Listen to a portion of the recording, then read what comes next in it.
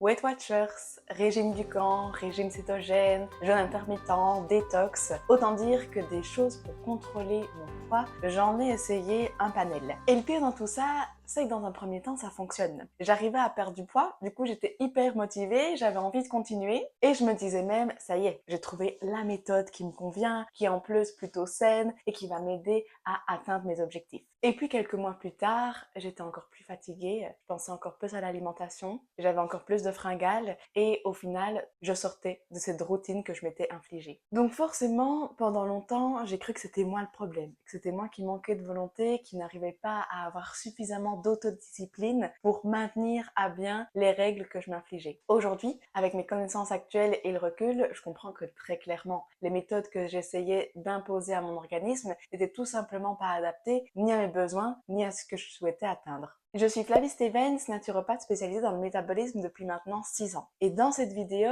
je vais t'expliquer les 7 principaux régimes que j'ai pu tester ou que j'ai vus autour de moi et surtout pourquoi ils ne fonctionnent jamais. Dans un deuxième temps, je vais te montrer aussi comment, au lieu d'essayer de casser son métabolisme, on peut tout simplement en prendre soin pour atteindre des objectifs qui soient sains et durables. Donc reste bien jusqu'à la fin. Avant de commencer, je pense qu'il est peut-être important de préciser une chose. Je ne suis pas en train de dire que Weight Watchers ou le jeûne intermittent vont forcément venir détruire ton métabolisme. Ce serait faux, puisqu'il y a quand même certaines personnes pour qui ces méthodes pourraient dans un premier temps être une petite aide. Pourtant, le problème vient très souvent lorsque ce genre de méthode t'oblige à manger de moins en moins, finissent par te faire ignorer ta faim, t'oblige à refuser certaines sorties en famille ou entre amis, te font perdre du muscle, culpabiliser et au final rentrer dans un cercle vicieux que toi-même tu ne comprends pas forcément parce que tu n'as pas pris le temps d'analyser les besoins de ton organisme et de comprendre comment y répondre. Et c'est là certainement que se trouve le problème, c'est qu'une méthode et une approche peut peut-être t'aider dans un premier temps à faire descendre le chiffre sur ta balance, sans pour autant améliorer réellement ta santé métabolique et ton rapport à l'alimentation. Et ça, très clairement, c'est certainement la clé du problème. C'est une des choses aussi que j'aurais aimé connaître et comprendre bien plus tôt. Alors, premier arrêt dans le musée des régimes, on va parler de Weight Watchers. C'est très certainement un des régimes qui est le plus ancien et qui est le plus connu et toujours pratiqué à l'heure actuelle. Le concept sur le papier, il est assez simple, il est même plutôt logique et dans un premier temps, facile aussi à mettre en place. On a un nombre de points à respecter et notre travail consiste tout simplement à compter pour respecter ce nombre de points. Il y a 2 problèmes principaux dans cette méthode. Le premier, c'est que au fur et à mesure, ça te déconnecte totalement de tes ressentis. C'est plus ni ta faim ni ta satiété qui viennent t'aider à choisir quoi manger. Tu sais que tu as un nombre de points et tu choisis en fonction. Ça vaut trop de poids, ça je peux, ça je ne peux pas. Et surtout, au fur et à mesure du temps, on finit par développer une technique qui est celle d'économiser. Je vais manger moins ce midi parce que ce soir je vais au resto. Je vais plutôt prendre ça maintenant, comme ça ce soir je pourrais me griller ça. Et donc sans s'en rendre compte, la nourriture devient réellement une équation mathématique. On se déconnecte au final des questions réellement importantes, à savoir est-ce qu'aujourd'hui ton assiette elle te rassasie? Est-ce qu'elle répond aux besoins de ton organisme? Est-ce que par rapport à toi qui tu es, elle contient suffisamment de protéines, de fibres, de micronutriments? Est-ce que tu prends aussi du plaisir à partager cette assiette avec les personnes autour de toi? Donc ça, c'est le premier problème, la déconnexion totale de ses ressentis. Deuxième problème aussi, c'est que par rapport à ces points, il n'y a aucune conscience de ce qui constitue réellement l'aliment. Donc de nouveau, par rapport à tes besoins physiologiques qui vont bien au-delà des calories, on peut avoir un décalage. Il peut y avoir du coup des personnes qui vont privilégier une glace à X nombre de points et à côté de ça, du coup, se priver d'un repas complet avec du poulet, des légumes et du quinoa. Sur le papier, c'est équivalent puisque ça vaut le même nombre de points, mais concrètement, dans la façon dont le corps va gérer et profiter des nutriments dans chaque aliment, il y a une dissonance totale. Donc ça vient aussi favoriser sur du moyen terme potentiellement certaines carences micronutritionnelles. On passe ensuite à notre deuxième régime, celui de Dukan. Et là qu'on se le dise, c'est les glucides qui deviennent limite l'ennemi public numéro 1. Alors forcément, dans un premier temps, c'est assez drastique. Tu vois la balance qui diminue très rapidement. Ce qui est logique, lorsque tu diminues ta consommation de glucides, c'est et tes réserves de glycogène et d'eau qui vont s'éliminer. Et donc forcément, puisque ces réserves diminuent, tu vois le chiffre sur la balance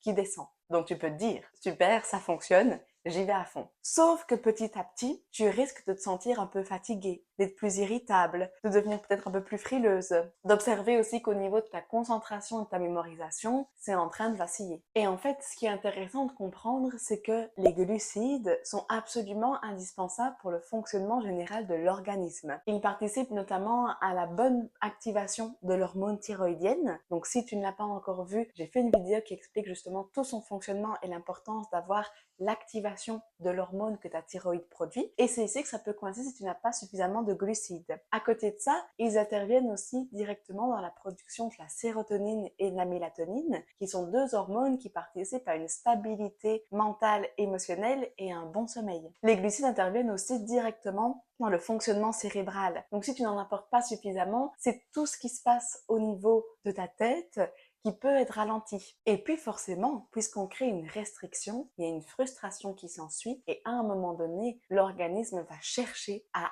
déclencher des envies pour ce dont il a besoin. Et donc tu vas te retrouver avec des fringales et des compulsions sucrées juste pour venir essayer de combler ce dont ton corps manque. Donc concrètement, aujourd'hui, je mange des glucides et je conseille à toutes les femmes qui me consultent d'en consommer aussi. Par contre, on peut réfléchir à la qualité des féculents qui sont choisis, à quand les manger dans la journée pour que ce soit le plus bénéfique pour l'organisme. Et puis potentiellement aussi à la quantité par rapport, là aussi, à tes besoins qui te sont personnels. Et franchement, qu'on se le dise, changer de vision des choses et ne plus avoir peur d'une pomme de terre après 18 heures, ça allège un petit peu le quotidien. Troisième régime, on passe ici au jeûne intermittent. Alors celui-ci, je veux absolument en parler parce qu'on en entend beaucoup de bien et c'est vraiment quelque chose qui va être à nuancer. Lorsque je suis sortie de l'école de naturopathie, j'avais entendu et j'avais d'ailleurs étudié absolument tous les bienfaits du jeûne. Ce qui est intéressant de comprendre, pour remettre un peu de contexte,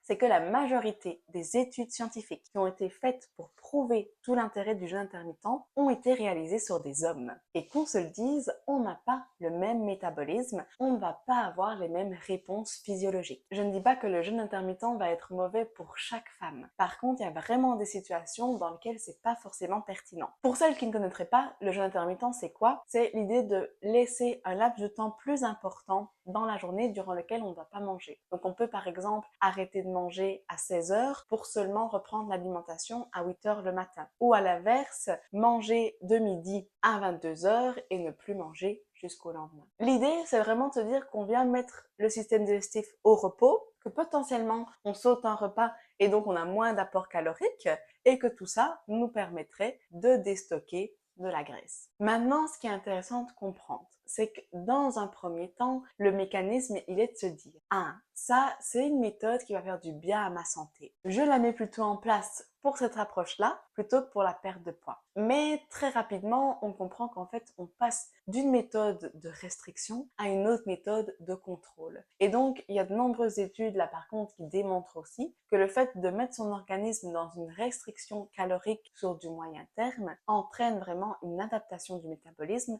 et une diminution des dépenses journalières. Donc, c'est un des premiers éléments qui peut expliquer que le jeûne intermittent n'est pas forcément adapté si on réduit de façon trop importante les apports nutritionnels. Deuxième chose qui est un peu chiffonnante aussi ici, c'est de se dire que cette privation d'alimentation sur un laps de temps plus important peut être vécue comme un stress physiologique. En fonction de où tu te situes aujourd'hui par rapport au stress de manière générale, ce petit élément-là en plus peut venir vraiment activer ta production de cortisol et mettre ton organisme dans une situation de stress physiologique qui va venir bloquer toute perte de poids. Qu'on se le dise, dans la majorité des femmes que j'accompagne, énormément sont celles qui vivent déjà trop de stress que pour s'ajouter cet élément-là en plus. Donc le jeûne intermittent peut être contre-productif parce que vient aujourd'hui bloquer ce mécanisme de perte de poids. Autre élément aussi qui est à considérer, c'est lorsqu'on est dans une situation de changement hormonal, notamment lors de la ménopause, cette pratique n'est pas du tout adaptée puisque de nouveau vient créer une différence entre l'attente et les besoins de l'organisme et ce qu'on lui apporte réellement. On passe ensuite à notre quatrième régime qui va être celui cétogène. Alors, on peut aussi l'entendre sous le terme de keto en anglais. L'idée ici est assez simple aussi, diminuer au maximum les glucides et apporter au contraire un maximum de graisse. Encore une fois, c'est une méthode qui peut avoir certains bénéfices, notamment dans certaines situations pathologiques et avec un encadrement thérapeutique vraiment contrôlé. Le problème, c'est que de nouveau, cette méthode est un peu sortie de son contexte et qu'on se retrouve avec des personnes qui le pratiquent à gauche à droite sans forcément de réelles connaissances et sur du bien trop long terme. L'idée est en fait de permettre à ton organisme de passer en ce qu'on appelle cétose.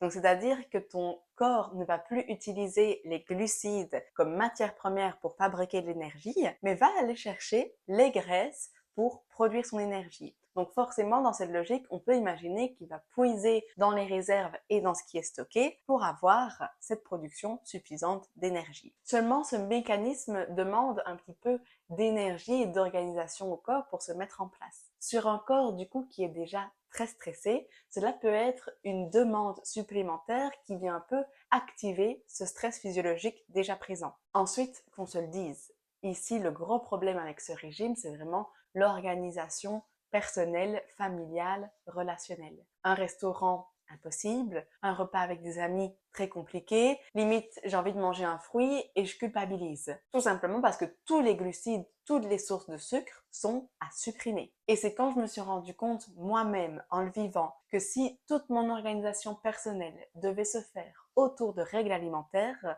que c'était clairement un problème. Donc l'idée aujourd'hui, c'est pas d'avoir une alimentation qui soit hyper rigide, mais plutôt de se dire comment est-ce que je peux avoir une alimentation qui réponde à mes besoins, qui soit équilibrée, autant un mardi soir toute seule chez moi qu'un samedi soir avec mes copines à l'extérieur. Passons maintenant à notre 5e régime. Alors c'est pas vraiment un régime, mais on va parler des jus détox. La fameuse cure de 3, 5, 15 jours pour venir détoxifier ton organisme. Là aussi, on voit tout un tas de promesses comme quoi on pourrait détoxifier son corps et perdre 3 kilos en 10 jours. C'est évidemment hyper vendeur, mais creusons un peu pour voir ce qui se passe derrière. Le concept, il est assez simple. Faire des jus, que ce soit de fruits ou de légumes, en consommer régulièrement pendant X jours pour pouvoir venir éliminer certaines toxines que ton organisme contiendrait et qui bloqueraient la perte de poids. Première chose qui est importante à savoir, et on va remettre l'église au milieu du village, c'est que notre organisme ne nous attend pas pour faire sa détoxification. Il faut savoir qu'il y a énormément de réactions biochimiques qui ont lieu tous les jours de l'année, à chaque heure et chaque minute, pour pouvoir éliminer les déchets que l'organisme pourrait accumuler. Donc certes, on peut avoir des périodes où on vient soutenir les organes émonctoires comme le foie et le rein, mais c'est pas avec des cures de légumes que ça va fonctionner. Par contre, ce qui est intéressant à savoir, c'est que grâce au jus, on peut avoir une disponibilité de micronutriments augmentée. Pourquoi? Parce que dans le jus, on a retiré les fibres et on a une concentration plus importante. Forcément, c'est plus facile de boire un verre de jus de céleri que de manger la botte entière de céleri. Donc, on va avoir tous les vitamines et les minéraux concentrés dans son verre de jus. Ça peut du coup avoir un impact, notamment au niveau du transit, notamment au niveau de la rétention d'eau, ce qui explique que dans un premier temps, là aussi, on peut voir la balance qui diminue un peu. Mais forcément, dès que tu arrêtes tes jus, dès que tu reprends une alimentation un peu plus normale, le poids va avoir tendance à réaugmenter. Tout simplement parce que ces jus-là ont été très ponctuels et n'ont pas travaillé sur le fond de ton métabolisme. On passe ensuite à un autre gros sujet, les substituts de repas. Que ce soit les shakes, les bars, les sachets, tous ces substituts de repas à 200 calories qui sont censés remplacer une assiette complète d'aliments riches en nutriments. Est-ce que du coup ça vient créer un déficit calorique? Bah oui, évidemment, puisque ce que tu consommes n'apporte peut-être que 1/5 de ce que tu devrais manger habituellement. Donc qu'est-ce qui se passe? Dans un premier temps, tu perds du poids. Mais très rapidement, c'est tellement stressant pour ton organisme de recevoir si peu de carburant qu'il va mettre en place un mécanisme de défense. Et donc, il va diminuer naturellement ses dépenses caloriques de base. Et donc, qu'est-ce que ça veut dire? Tout simplement que tes fonctions naturelles sont diminuées aussi. Ça peut avoir un impact sur ton sommeil, ton énergie, ta concentration, ton humeur, ton transit. Donc, très clairement, c'est absolument pas une solution durable.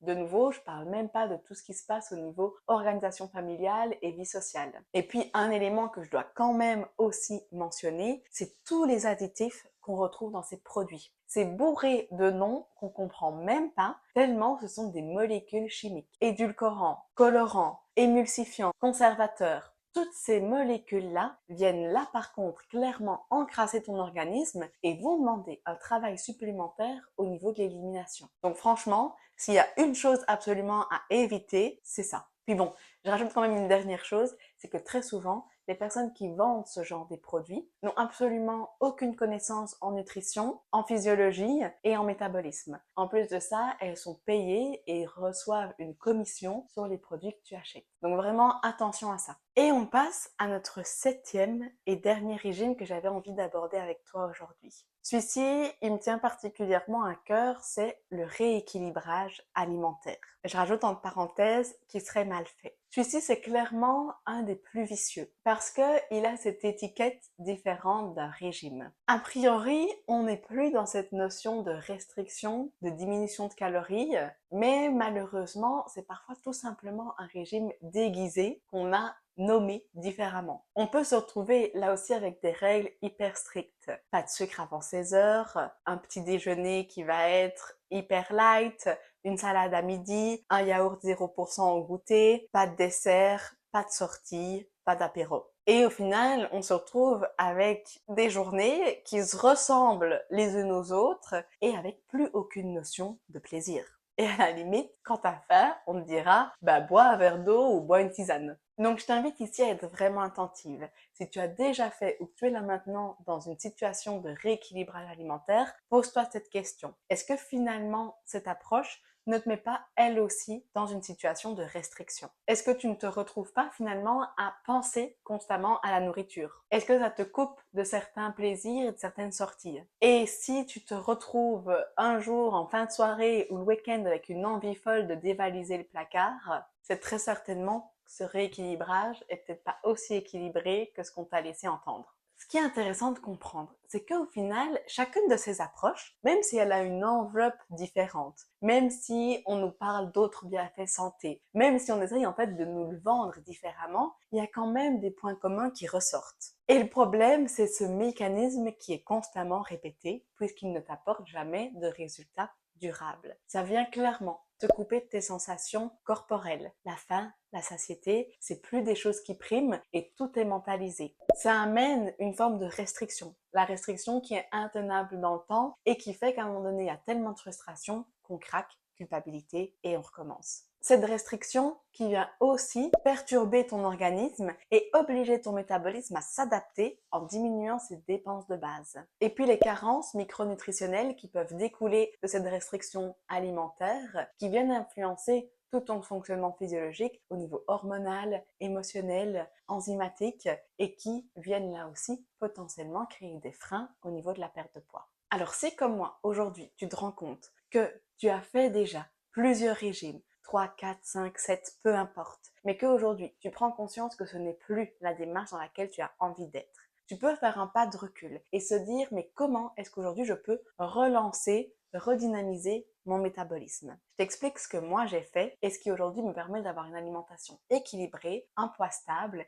et plus du tout de pensée obsessionnelle autour de l'alimentation. D'abord, j'ai commencé à remanger suffisamment, au niveau quantité, mais aussi au niveau proportion. Avoir suffisamment dans mes assiettes de glucides, de fibres, de protéines et de bons gras. Retrouver aussi un rythme alimentaire régulier dans mes journées pour sécuriser mon organisme. À côté de ça, j'ai fait en sorte d'optimiser ma masse musculaire. Donc de nouveau par l'alimentation en ayant suffisamment de protéines, mais aussi en trouvant une activité physique qui me plaît et qui me permet d'entretenir mon métabolisme. Et puis troisièmement, j'ai travaillé tous les mécanismes qui venaient freiner ma perte de poids. J'ai mis en place une routine gestion du stress qui me convient. J'ai fait diminuer mon inflammation qui était bien présente avec tout ce que j'avais vécu et j'ai rééquilibré aussi mes hormones. Donc aujourd'hui, si tu as l'impression que ton organisme ne répond plus comme tu le souhaiterais, je veux que tu retiennes absolument une chose de cette vidéo. La solution n'est pas de retrouver un autre régime qui soit encore plus strict, mais plutôt de se poser les bonnes questions. Qu'est-ce que ton corps aujourd'hui essaye de te dire et de quoi est-ce qu'il a besoin pour être dans un bon environnement qui lui permette de débloquer sa perte de poids?